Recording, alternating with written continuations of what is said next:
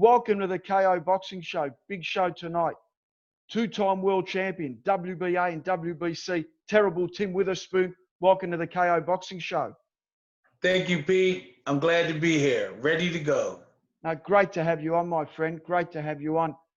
Look, our mutual friend has always spoken so highly of you, Aaron Snowball, so it's always great to connect and good to have you on the show. Let's go into... He was my second trainer when I was fighting. Yeah, great, man. Let's go into your career. You fought Larry Holmes basically in your 15th fight, and you only had 7 or 8 amateur fights, so you probably would have had less than 20, 24 fights. And in my opinion, I thought you won the fight. You lost a split decision.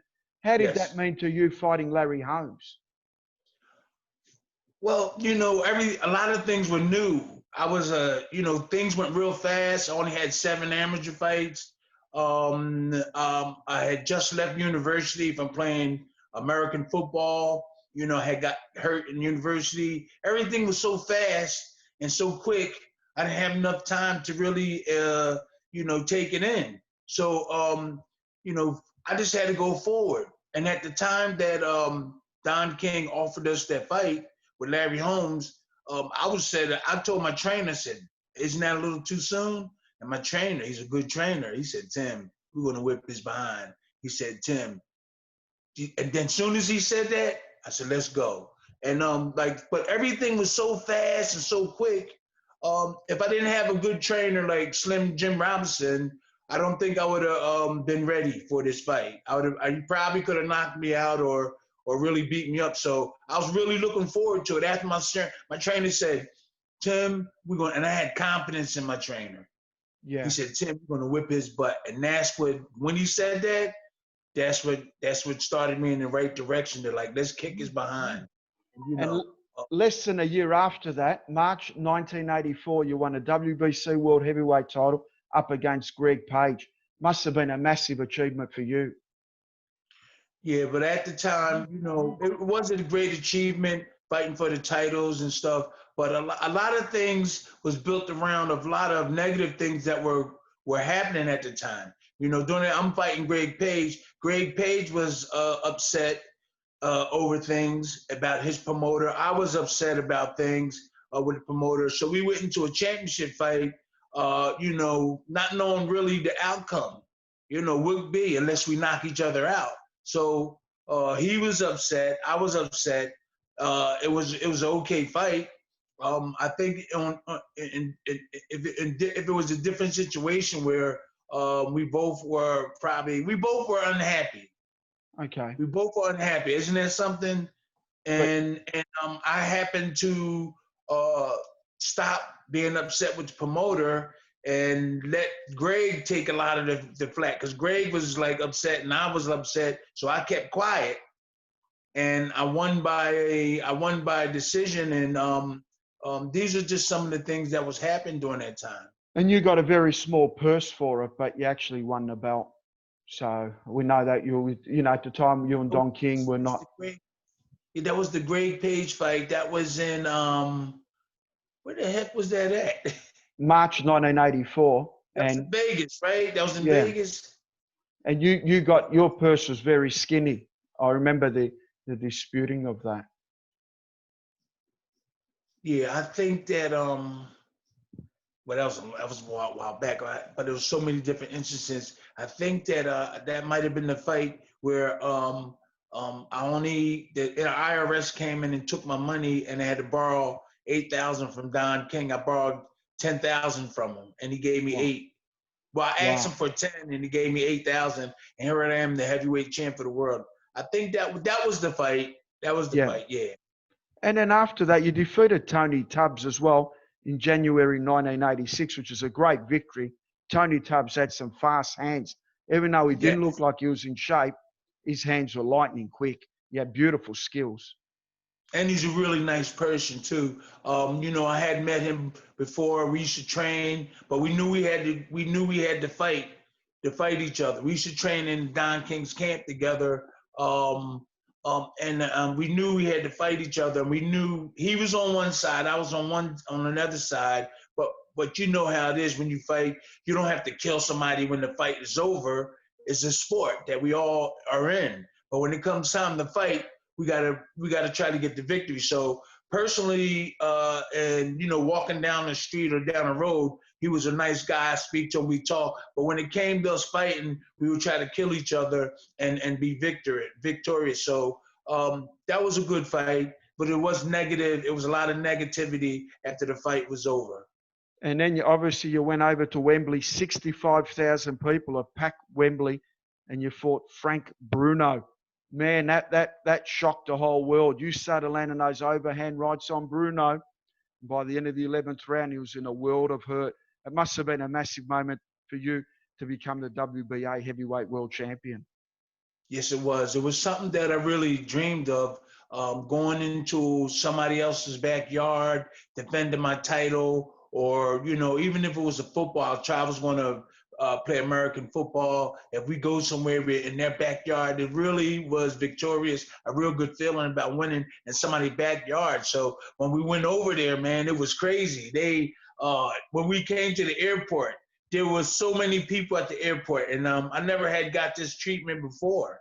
And there was women escorting us through. They had security, and that's when I realized how big the fight was. I just thought it was a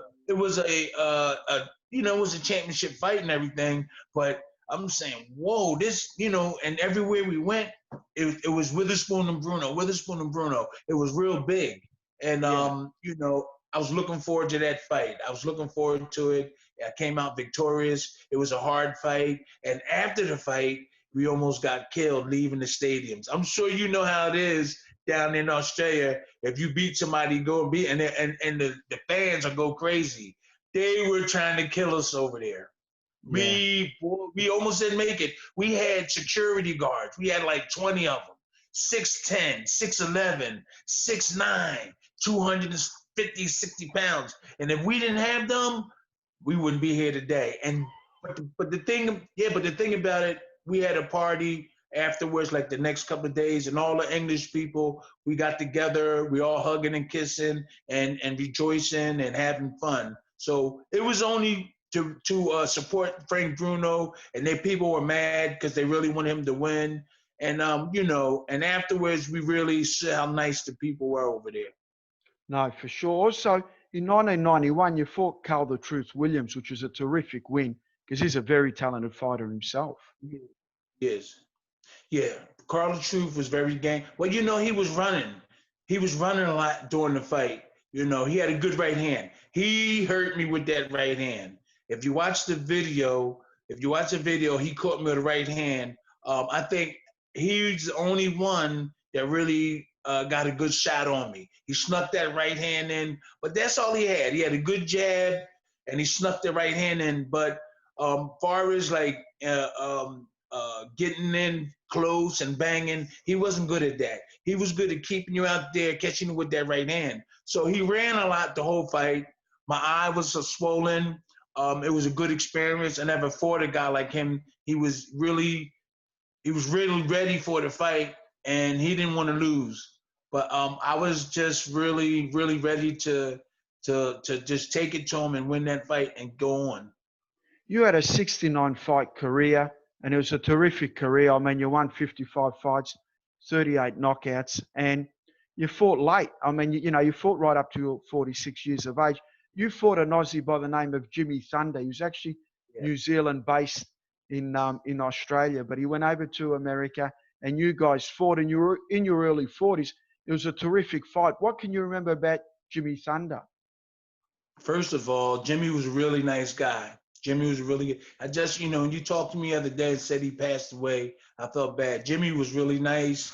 When I fought him, I underestimated Jimmy because I seen him in a couple of fights, and we seen some videos, and he didn't appear to be a threat.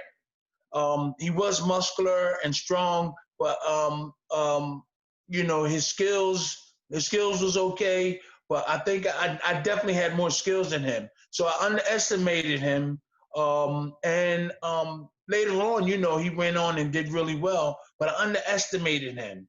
And you know, and then when the fight came, I realized how much I underestimated him. When I really should have trained harder and harder and prepared myself for his fight. So he was game, and he was a really nice guy. That's all I can remember. That's Yeah. really what I remember, and that he was a nice guy, strong, and he could punch. He hit me Yeah. one time, and I felt it. Yeah. Also, you're one of the rare people that's actually got to meet Muhammad Ali and spar with Muhammad Ali and been in training camp with Muhammad Ali. What was that Yeah. experience like? It must have been amazing, Tim. It's like a dream come true. I was little watching him fight Joe Frazier. I was young, and George Foreman, and him really on his rise to victory. The greatness, and this is the greatest of all times. Everybody all over the world is talking to him. I mean, talking about him, and here it is. I just snuck through the back door, and I'm sparring with the greatest of all time. Here it is. I'm watching him years before, and now I'm his sparring partner, the greatest of all times. And I'm still like not scratching myself, and I'm like, wow, and people recognized it. I was his sparring partner and everything, and he was a really nice person, really nice. And I just wanted to be like him. I think I would have had some traits already of him, but I really wanted to be with him because he never turned nobody down. I remember a lot of times when like his cabin was in the back, the kitchen was here on Ali's camp, Muhammad Ali's training camp. Yeah. His cabin was all the way in the back, and then the kitchen, then the gym. And the security would block off people. So some people would sneak in the back and wake him up. And the security was real mad. And you know what? He would tell the security to leave the people alone. And I was like, wow, that's one of a kind. That's a one of a kind guy. Yeah. Yeah, he's a people's champion. He's all class, isn't he? But let me say this real quick about him. When I was sparring with him, it was easy to hit him. It was easy. The sparring, the sessions that we had were easy. And I was waiting for him to teach me a lesson and teach some of the other guys. Muhammad Ali was sick before the Larry Holmes fight. Yeah. Okay. He never progressed. And when we got to Las Vegas during that fight, he seemed a little weak. He seemed a little weak in Las Vegas. And so I wanted to go home real quick. I wanted to go home because I was young and all this hoopla. I wasn't used to all the excitement, and there's seen a lot of hangers on and all this stuff. So I wanted to go home. So on the way to Howard Bingham, who's Muhammad Ali's one of his representatives, his room to get my ticket to go home. I wanted to leave. I just wanted to go home as soon as the fight was over the next morning. And on the way to Howard Bingham's room, because Muhammad Ali had the whole floor, the 14th floor. So on the way to his room, I heard them arguing. There's a whole bunch of people: Gene Kilroy, Drew Bundini, his trainer, Angelo Dundee, my trainer. I heard all this noise. They're in there arguing about not letting him fight. Wow. See, nobody knows this. Nobody knows this. So I was on my way to Bingham room, and I was like, so I stopped. And I looked in the room, and I seen all of them in there. Oh, he's okay. He's okay. He can fight. And there's other people, no, he's dehydrated. He's sick. We can't let him fight. So they kept on arguing. I said, oh, let me go before they hear me. So I walked down the Bingham room. I knocked on the door. I had an argument with him about the ticket getting me out of there. His wife, he slammed the door on my face. Not really in my face, but his wife closed the door on me. But then when I was walking, she said, we're going to see what we can do about getting you the flight out. So on the way back down the hallway, not too many people know this. Yeah. I stopped and listened again. They still was arguing about him being dehydrated. He shouldn't fight, and they shouldn't fight. And I was like, I can't believe this. So I stayed there for about another minute. They was saying, oh, he can fight. He's all right, And Ali just was sitting on the bed. And then I walked over to the Dunes Hotel. I was telling all the sparring partners. I said, hey, man, Muhammad, I said, he might not fight. They're over there arguing about him fighting or not fighting. See, nobody, I witnessed this. No, thanks for sharing. On another interview, did. I said, I talked about it on several different interviews, but that was a serious situation then. And there was a chance where he wasn't going to fight or he was going to fight, and they were arguing about it before the fight. And I knew that he was going to win after the first round. After the first couple of punches, you knew something was wrong with Muhammad. Yeah. Yeah. Well said, Tim. Thank you for sharing that. That's a true story. Wow. Wow. Yeah. No, I know. Let's go your experience with Don King and Mike Tyson. You had a lovely story you told me when you first met Mike Tyson. Let us know about that story. Yeah, okay. And you know what? The bottom line is that I love everybody, and I feel that I'm a leader in the boxing game, and I don't want no prestige or nothing. I just love everybody. I was raised that way. So we were I had my problems with Don King, and I wasn't with him then. And this religious Muslim Imam Shamsuddin out of Philadelphia, he knew that there were two black men, Don King and Tim Witherspoon, arguing, and it looked kind of bad around everybody. I was getting ripped off. Don alleged is ripping people. So he tried to put us together. He tried to stop this. So we flew over to Don's house to try to straighten out this mess that we were in, this lawsuit and all that. And so when we got there, we was waiting in the training camp. And then they came over to the training camp and picked us up. And so we went to Don King's house, beautiful mansion, beautiful. Yeah. We walked in, Don was sitting there and Tyson was sitting there. So we walked in and they were all sitting in the room talking. And so Don King, real quick, and I'm all right with Don, and we're gonna figure. Don King said something about 2 fights and 400,000 and something. So I got upset and started cussing. No, he offered me 50,000. Yeah. He offered me 50,000 for something, and I said 50. I said we came all the way over here for 50 grand. So I was hollering, and the E-man grabbed me and said, "Come on, let's get out." So we was in the room. He said, "Tim," he said, "we're going to negotiate. We're going to get everything right." So I was mad. So me and the E-man was sitting there. Then we heard Tyson say, "I'm gonna give him some money, Don." And Don said, "You better not get that motherfucker." He started cussing at Mike. He said, "You better not give him shit," and all this stuff. And I was like, E-man, you hear that? We heard him. Yeah. Tyson was gonna give me some money, and Don King told him, "Don't give him shit." He was cussing. And so the E-man said, "Look, we got this. I'm gonna go in with you. We're gonna negotiate, and everybody's gonna be happy." So as soon as I walked in the room, Tyson came over to me and gave me a handshake, and in his hand was $1,000. Wow. And it was $1,000, and I was like, he said, "Man, take it," because I was like, and I took it and I put it in my pocket, and then we sat down and we kept negotiating, and then after that, I don't know, we left it at. The E-man and Don was talking, and then the E-man came over to me and said, "Tim, let's go home. Everything's going to work out all right." And that was it. But that's when I met Tyson. He was a really nice guy. And I think he sensed. I tried to tell him in front of Don King that he's going to get. I said, matter of fact, I said that. I said, "Yo, he's going to rip you, Mike." I said, "Mike, he's gonna rip you off, man. I'm telling you." And I was saying that. Don was big, yeah, that motherfucker, and all this. And so we left and went back to Philly, and really nothing really materialized from that. But it was a good try to bring two people together that had a dispute. So that was a good thing for E-man to try to do, to try to get us to stop fighting and arguing and talking on the media about our situation.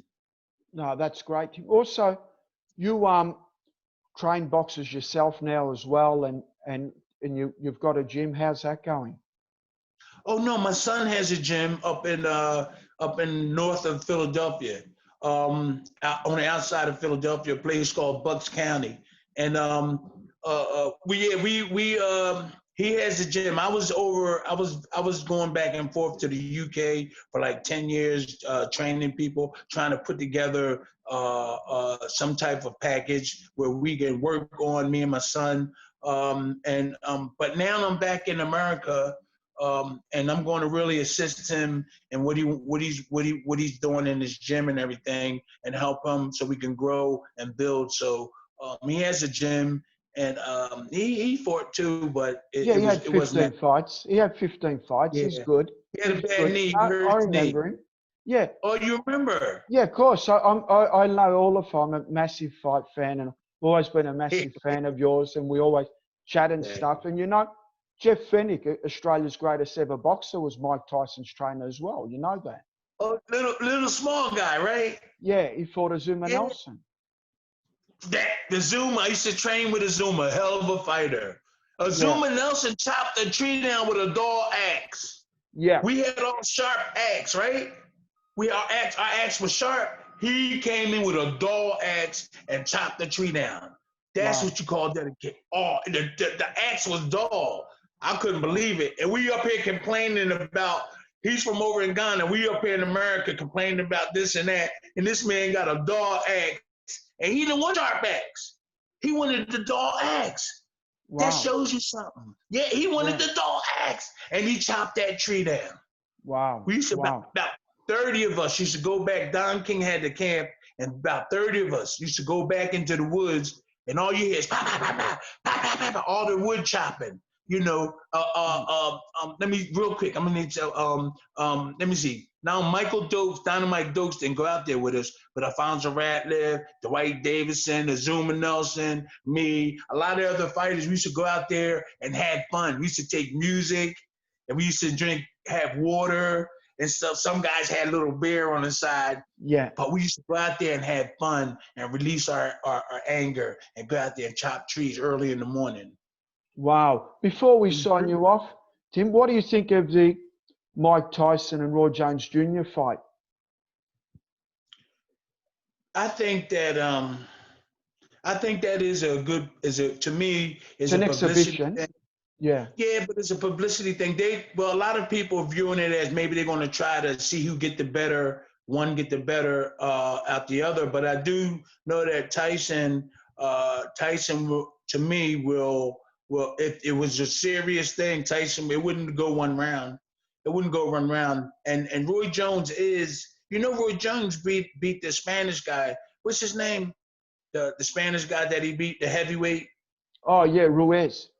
He beat Ruiz. Yeah. So but Tyson is a different person. And Roy could box him, outbox him. I love both of those guys. And they're doing something I think positive. At least, people's getting a little, hope, because we really need a lot of things in this boxing world. We need a union. We're the only sport that doesn't have support when your career is over. You're on your own. Every sport has a union, has some backup.